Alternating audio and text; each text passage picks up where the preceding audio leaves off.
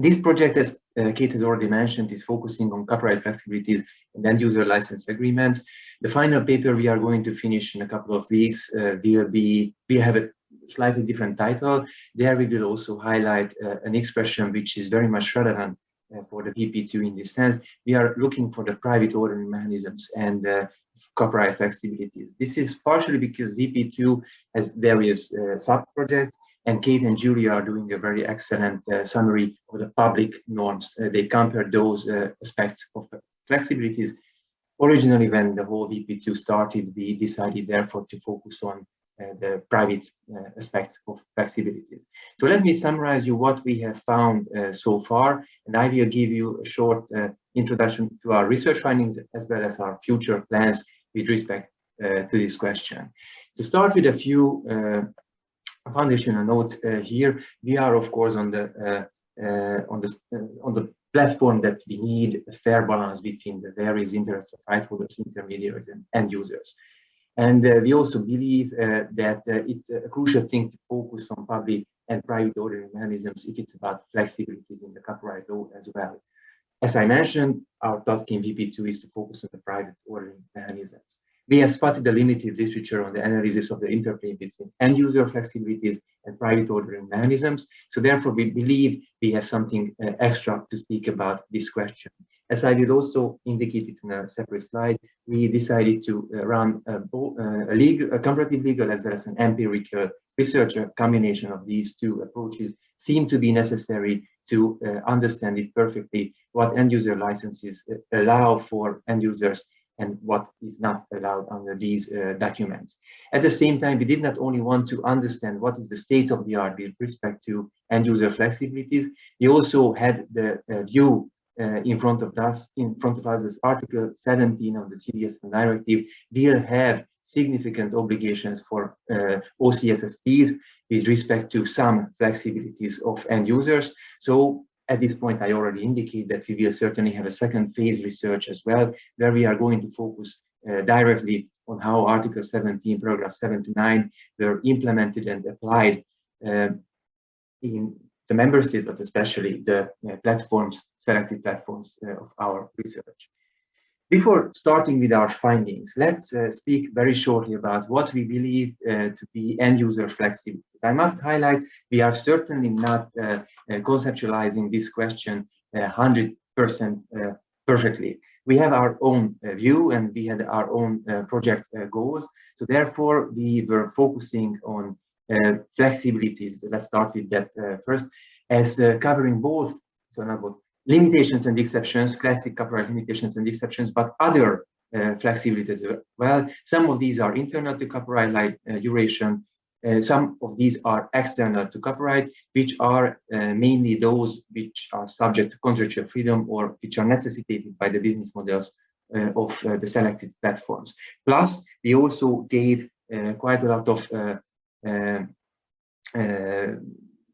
relevance for procedural safeguards questions here. As you will see later on, we focus not only on the notice and takedown issues, but the complaint and redress mechanisms as well as formalities related to the contract amendments and termination. With respect to end users, we decided to follow a summary written by Pascal Chapdelaine a couple of years ago. She had a very interesting pyramid scheme with respect to users, where she argued that there are at least 3 layers of users. The first layer on the top of the pyramid are those who have full control over the copies of protected subject matters. They are mainly relevant users with respect to the tangible offline work. Then in the second layer, Chapdelaine highlighted users who have access to streaming services, and finally layer 3 were the users of social media. This pyramid scheme will have a relevance for our end results as well. I will also highlight how we believe that empirically this pyramid scheme is not absolutely convincing.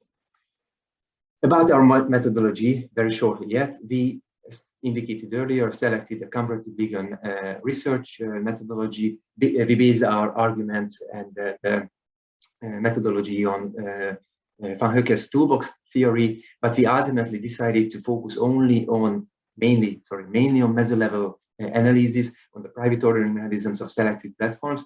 And we, of course, had a look at the macro level of public regulations, especially with respect to the InfoSoc directive and the upcoming CDSM provisions. Nevertheless, the key element of our research was the empirical activity on our side. We made a systematic and qualitative analysis of selected platforms based on selected originally 15 and ultimately 8 variables. I will mention why we did that on the very next slide.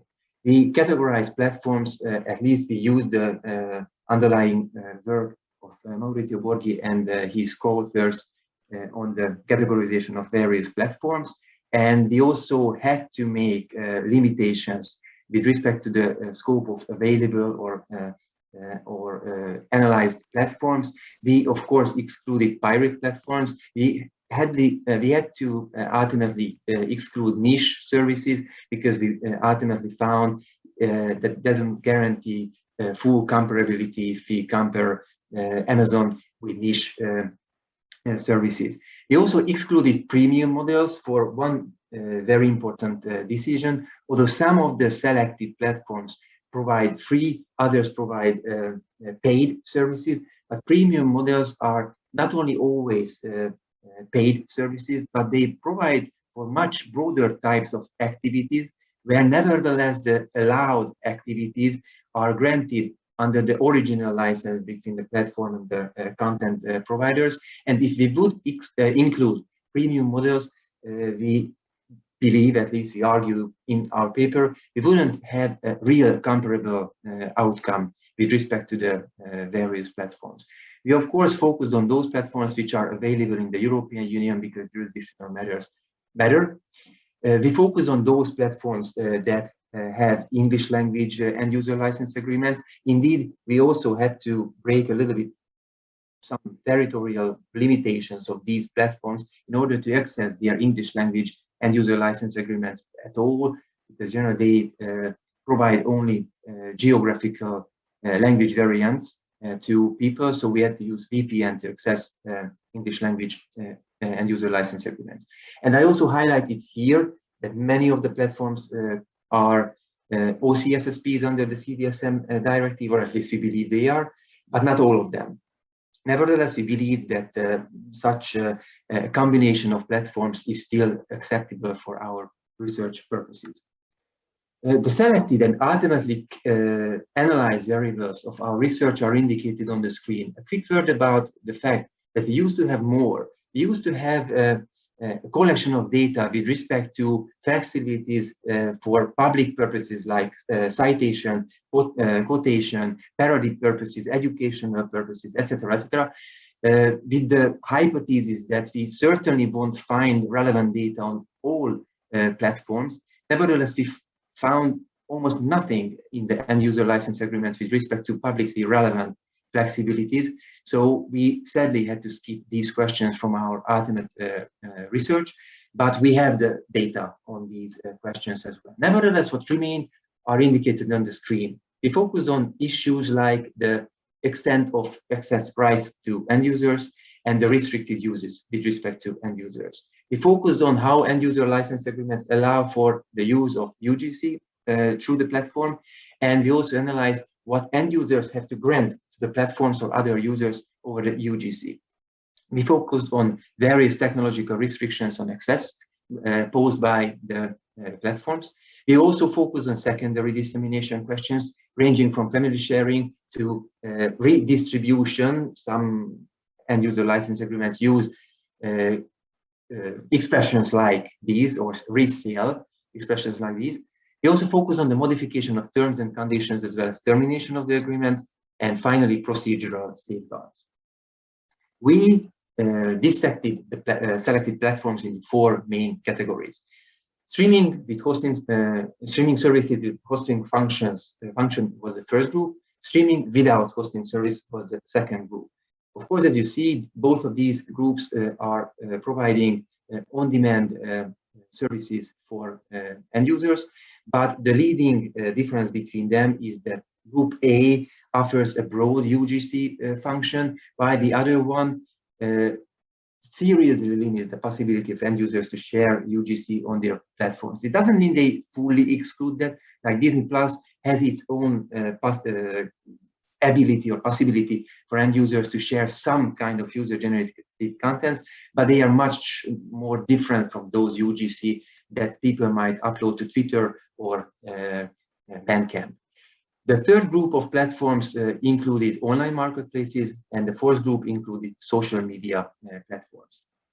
Of course, my time is very much limited, so today I am unable to dig into the deep details of our findings. I am much more willing to show you a few key outcomes of our research. And with respect to that, we have named three main effects we have noticed or spotted through our research. Some of these seem to be self-evident. Nevertheless, we believe that all these statements, evidence through empiria, is quite useful for both research and policy purposes as well. The first finding on our side is named as UGC effect. We have found that platforms, of course to a varying degree, but use quite broad internal technological limitations with respect to the use of UGC.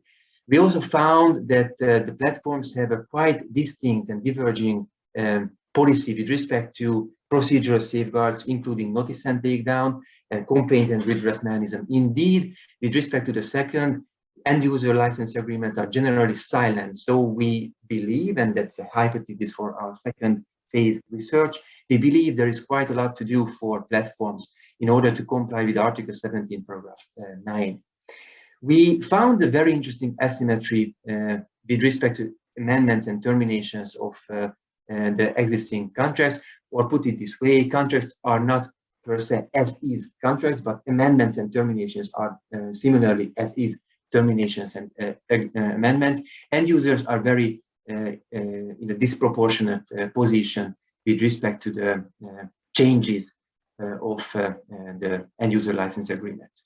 We also found something which has already been evidenced in greater details in academia, but we also wanted to double check that question with respect to terminology as well as the scope of possible sales of digital contents. At least those people who are here with us and have done something on digital exhaustion must have met quite broad literature on this question. We believe that our findings, empirical findings with respect to these questions, are nevertheless useful to enrich this territory. And something very special, I mentioned Chapdelain's hierarchy of end user experience.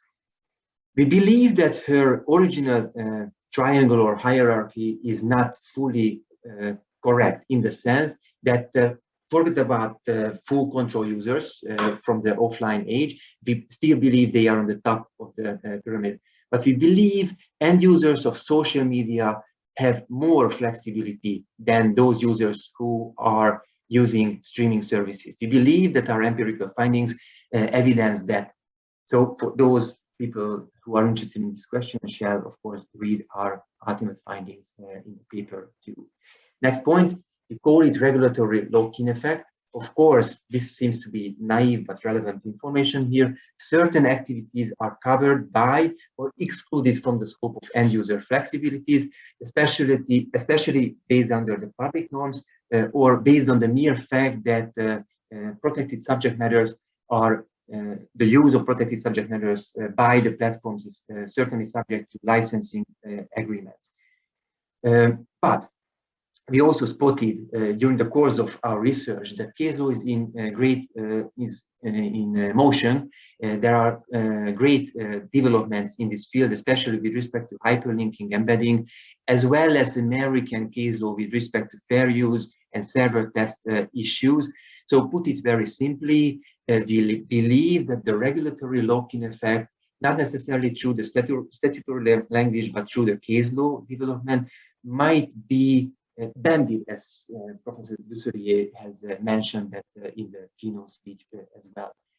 Finally, we also spotted an important silence on the freedom of expression related limitations and exceptions on the platform side. So we believe there must be some space and obligation on the platform side to amend their end user license agreements in compliance with paragraphs 7 and 9 of the Article 7.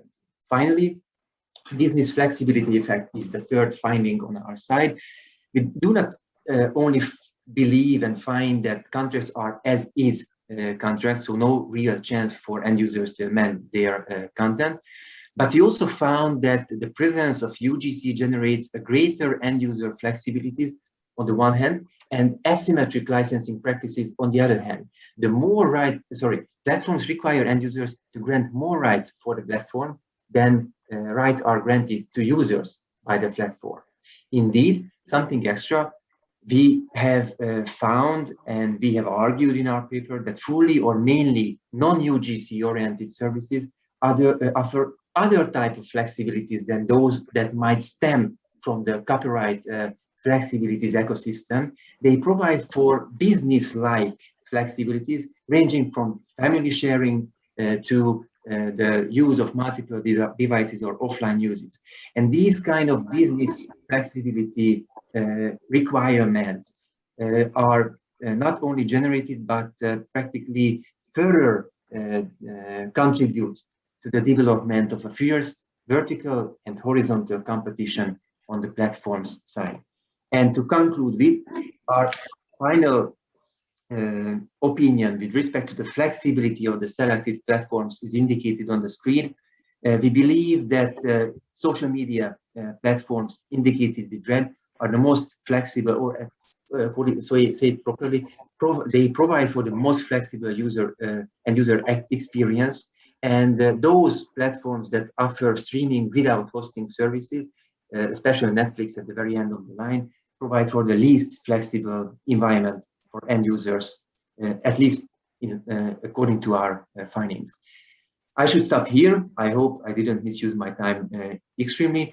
And you can see this is the members of our team, and I only have a few links for you. You can not only contact us through these emails, but you can contact Creating Europe on various platforms. We are eager to hear your point on our research. And of course, thank you very much for listening to our findings here.